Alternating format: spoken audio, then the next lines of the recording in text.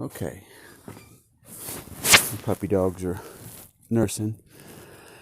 Trying to get to sleepy. Sorry it's a little later than usual. Work was took a little extra long tonight. But I just want you to know I love you, each and every one of you, and I'm very proud of you.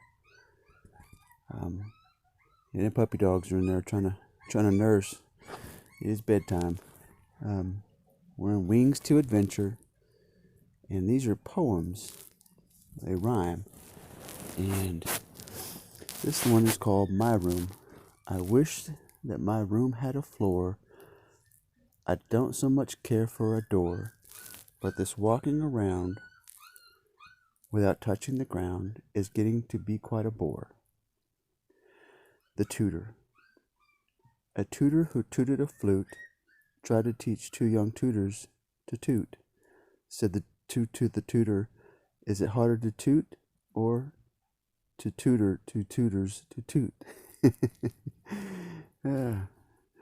O person of Leeds.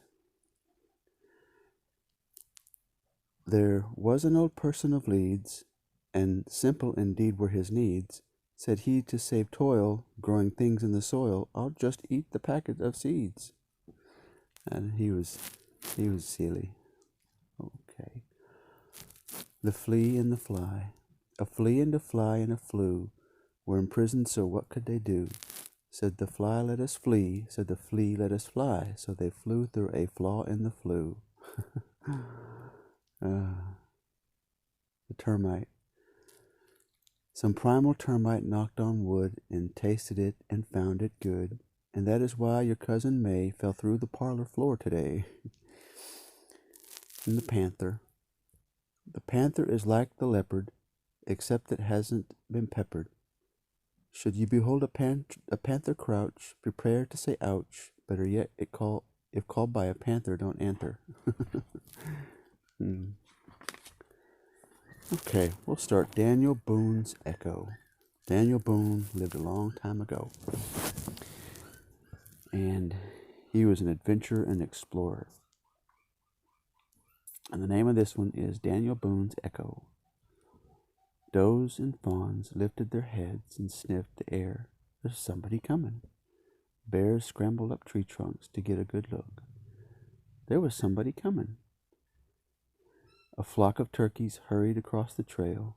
There was somebody coming. 3 flighty young turkeys got confused and ran straight down the trail right at that somebody. Purdy, purdy, purdy, they called and flapped their wings in fright. At this, Daniel Boone laughed and waved his old black hat. Oh no, he cried, I'm not purdy. I'm as ugly as can be, I reckon. But I don't care. This is a fine May morning, and calico bushes are blooming and birds are singing. And I've been in the wilderness when old man has ever stepped before. So I'll thank you to step aside, young turkeys, and I'll just travel on through Cumberland Gap.